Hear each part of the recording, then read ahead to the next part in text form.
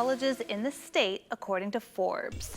At number 1, Williams College is the leading higher education institution in the U.S., followed by Stanford University and Swarthmore College. The first Ivy League school to show, Princeton University, comes in at number 4. 2 other Ivies made the top 10, Yale University at number 6 and Harvard University at number 7. Rounding out the 10 finest schools in America are Massachusetts Institute of Technology, Amherst College, U.S. Military Academy, and Pomona College. It's known as the city of trees and PhDs, but those aren't the only things you'll discover here in Claremont. Head to this picturesque town about 30 miles east of downtown Los Angeles, and you'll discover what some call the best-kept secret in LA. You kind of get like an East Coast feel in a West Coast environment. It's not like anywhere else in Southern California. Thanks to its tree-lined streets, the world-renowned Claremont colleges, and dozens of locally owned restaurants and shops. There's not one chain here. The Claremont Village alone is home to more than 150 different businesses. Among them, the Bath Workshop, where you can customize all sorts of lotions and potions. Another smell. Oh, that smells so good. We have over 200 fragrances that they can choose from. And since we don't have any fillers and, the mineral oils and the chemicals and stuff, a little bit goes a long way. Speaking of going a long way, we have customers who drive, an hour and a half to get here.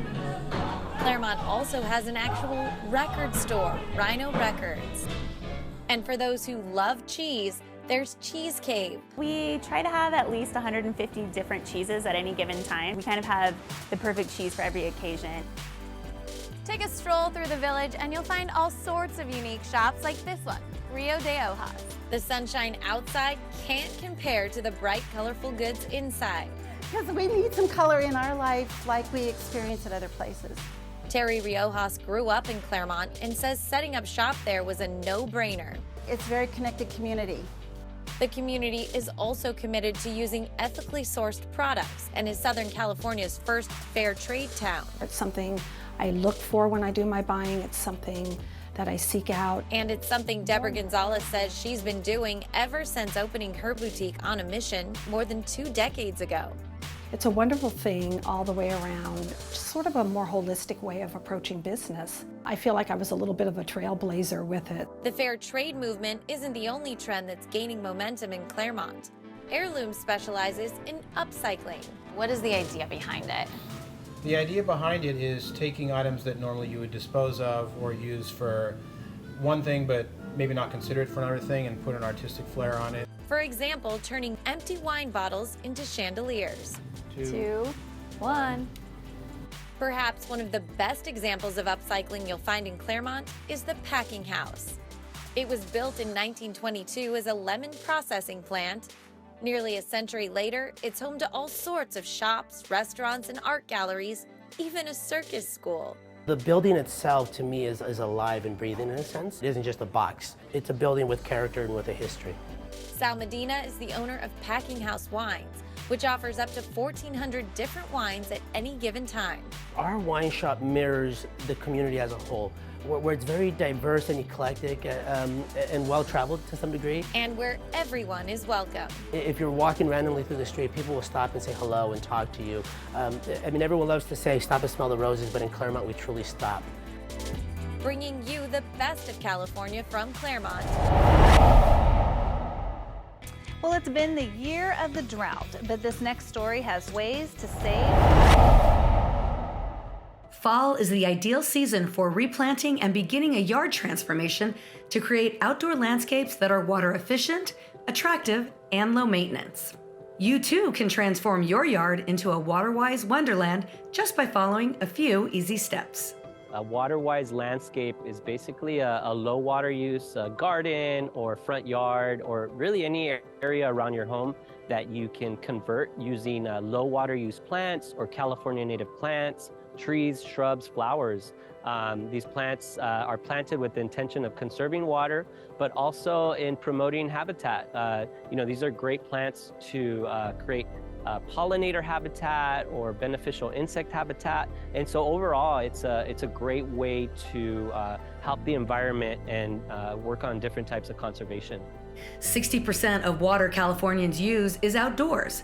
By cutting back on watering and choosing water-wise plants, you can help conserve our precious water and create a sustainable, beautiful landscape that benefits not only you, but also the environment. You know, our typical lawn uses a lot of water. You know, an example is watering once wastes about 240 times of flushing a toilet, right? 240 times. That's about flushing nonstop for 4 hours, which is a lot of water just for our landscape. And so, you know, this is something we grew up with, the green lawns, but we're starting to see that transformation where we're, you know, understanding, and what we're doing is promoting these low water use gardens, these native plant gardens that use about 50% less water. Chris recommends using resources like Save Our Water's new rebates webpage and calscape.org to find the right plants for your area. The fall is the best time to start planting or replanting or transforming their yard. But it's the best time because we just got out of summer,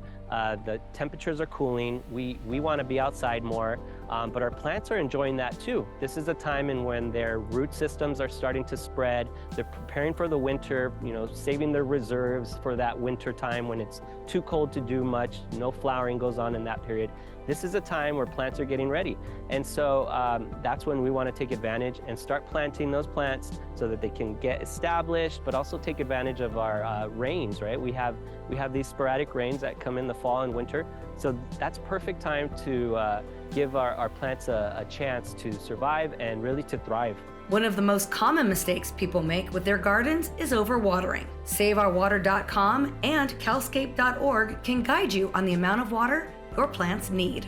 If you type in your zip code at the rebate section of the Save Our Water website, you see all the opportunities there are for you to save some money, to get a rebate, potentially even get free plants or mulch. And so it's great all around, right? There's wins on every level. So SaveOurWater.com, you know, go take a look, poke around. There's so many great incentives on there to help you succeed. And, you know, it's just a great way for us to conserve water, but help the environment at the same time. Makes it sound like you've done all the research and made it easy for all of us and the viewers that are listening and watching this program to make a change. All we have to do is make a little bit of an effort. That's right. And working together, we can all, you know, combat the drought and really conserve water and create great habitat. So don't just dream of a beautiful water-wise yard, start reimagining it today. For more information, visit SaveOurWater.com. And for Coast to Coast, this is Jennifer Mashinsky. And coming up next, we're talking with a Shark Tank success story who has created a lighter, healthier drink that's worthy of Americans' wine culture. It's all coming up next when we continue. Don't go away.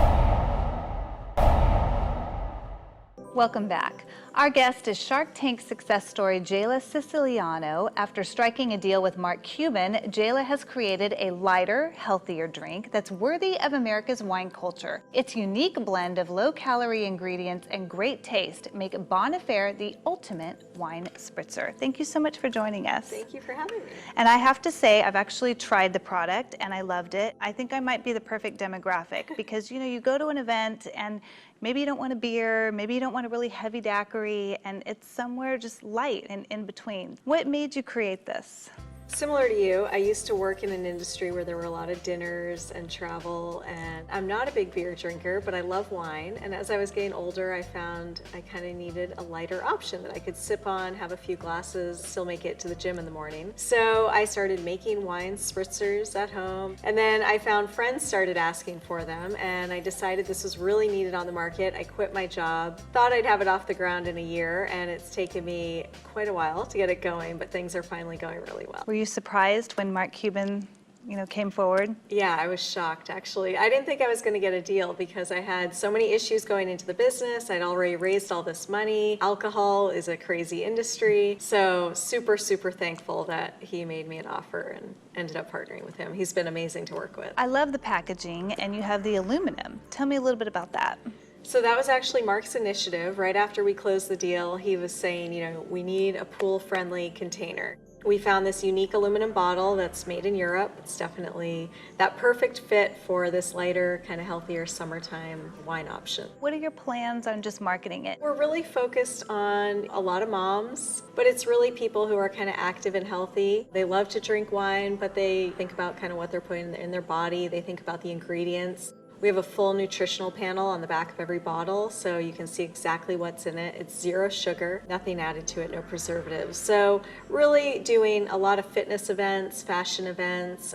We work with a lot of spas and salons, and so very kind of grassroots marketing. And we finally got to a point where we're able to donate 1% of sales back to micro-lending programs. I never would have gotten this off the ground if somebody didn't give me money and believe in me to do this, so that's something I'm really passionate about, and giving that back. It is something that you have to taste. So what's the best way for somebody to get the product? We can ship to 37 states online at bonafare.com. We're in most Whole Foods throughout California and Texas, Total Wine, and select retailers. If you go to our website, you can see a retailer's page on there. Well, thank you so much, Jayla. And again, I'm a big fan. I do love it, and I wish you all the success. Awesome, thank you so much. Appreciate it.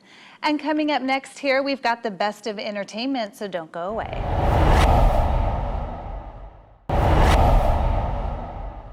You could almost call 29 Palms a city of two distinct yet very connected worlds. Almost half the city population resides at the Marine Corps Air Ground Combat Center. But the city is far more than just a Marine base. The city of 29 Palms was named for the palm trees located in the Oasis of Mara at Joshua Tree National Park headquarters. When the area was settled by miners in the late 1800s, there were 29 palm trees growing in the oasis at the time, most of which are still standing today. 29 Palms is also the home of Joshua Tree National Park and park headquarters, the proud host of the Marine Corps Air Ground Combat Center, the world's largest Marine base. We're a very patriotic community because of our Marines and sailors that are there on the base.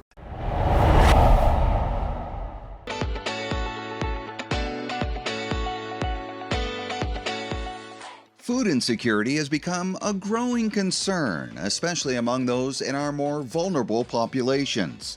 But good work is being done to fill the gaps. Ralph's Grocery Stores is celebrating the 6th year of its Zero Hunger, Zero Waste social impact strategy. Zero Hunger, Zero Waste is really important to Ralph's. They're fully committed to reducing that in our communities with many food insecurity areas. It's estimated that 1 in 8 Americans struggle with hunger, while nearly 40% of food goes unsold or uneaten. Efforts like Ralph's Zero Hunger, Zero Waste strategy are designed to bridge that gap. Ralph's is fully committed to Zero Hunger. We have community partners, community food banks that we're able to partner with so that we're able to reach out as many families to reduce hunger. And now Ralph's is partnering with the Ugly Company, a farmer-led company that takes unused fruits and makes them into healthy snacks. You know, the Ugly Company, it makes it very unique because it has taken an imperfect fruit and made it into something really delicious. And it aligns perfectly well with Zero Waste, Zero Hunger, being able to reuse it, being able to eliminate waste, and also feeding hunger. We take ugly fruit that farmers can't sell fresh, and we upcycle it and make dried fruit snacks out of it with no added sugars, no added ingredients, and every bag that we sell prevents food waste at farms. We have a lot of resources on our website about learning about the ugly fruit. I mean, even something like this, like I'm standing here, this is fruit that we took from the farm that we can't sell fresh. And you can see there's some scars on it and things of that nature. So just learning things like that, hey, there's nothing wrong with this fruit, right? That's all perfectly edible, and it's what goes into our snacks. And there is an environmental component to reducing food waste. Food waste that is dumped in landfills is one of the leading producers of dangerous greenhouse gases. As part of the initiative, Ralph's is making a donation to Californians Against Waste. This donation will support specifically initiatives to reduce waste from going to the landfill, specifically organic waste. And that's because organic waste, when it goes into the landfill, it rots and it creates methane, which is a potent greenhouse gas. And landfills in California are actually the 3rd largest point source emitter from the state. And so we really want to reduce where we can. So working with its partners, Ralph's and its Zero Hunger, Zero Waste strategy hope to eliminate hunger and waste in the coming years. In the years ahead, in the future, Ralph's is fully committed to continuing this mission and this cause of Zero Hunger, Zero Waste. We will continue with the strategy, we'll continue with the plan. It is very important that we eliminate hunger by providing to those areas that have food insecurities. You can learn more about Ralph's and working toward a world with zero hunger, zero waste on the Ralph's website. I'm David Wiley for Coast to Coast.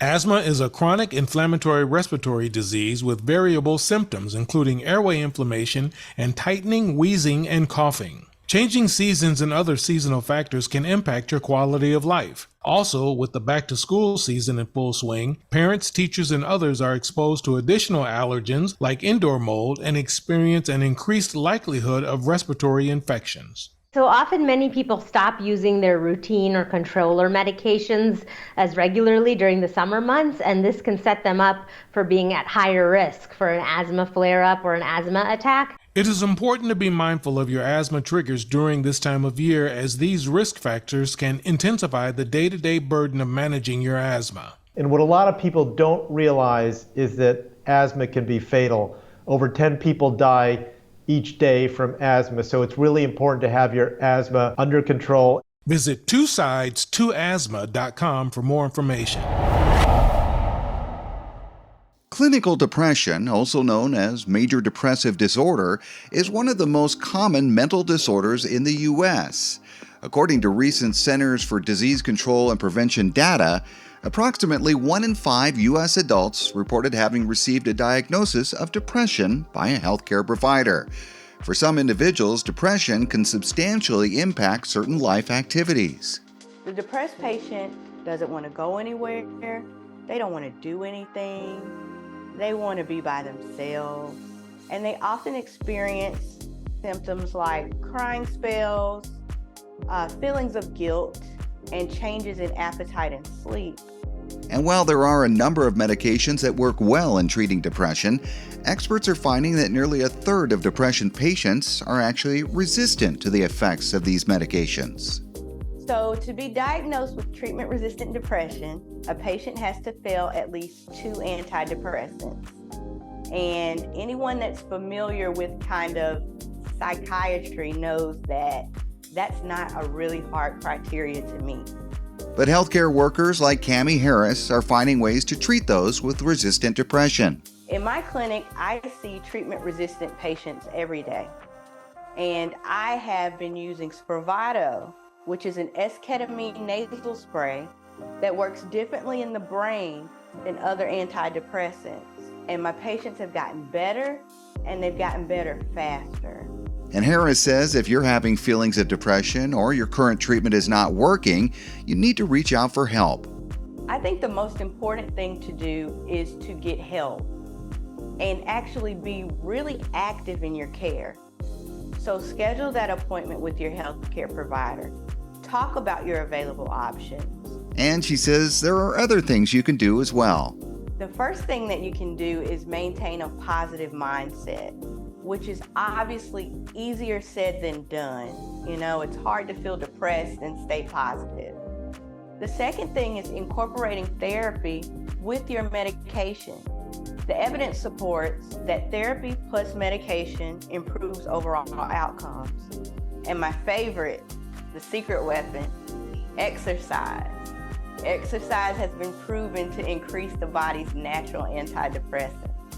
If you or anyone you know is suffering from depression or treatment-resistant depression, there are some wonderful resources to get the help you need. I want to let you know that help is available. If you're feeling depressed, if you're feeling suicidal, please call or text the crisis hotline at 988. Reach out to your healthcare provider. And then lastly, if you want more information on treatment-resistant depression, please visit Spravato.com. If you need help, take advantage of these resources. I'm David Wiley for Coast to Coast. That's it for us. If you missed any part of our show, go to our website. Don't forget to like us on Facebook and follow us on Twitter. I'm your host, Heather Dawson. We'll see you next time. Watch us on our YouTube channel. Stay connected to our social media, like our blogs on Facebook. Follow our tweets on Twitter. And check out our posts on Instagram and Pinterest.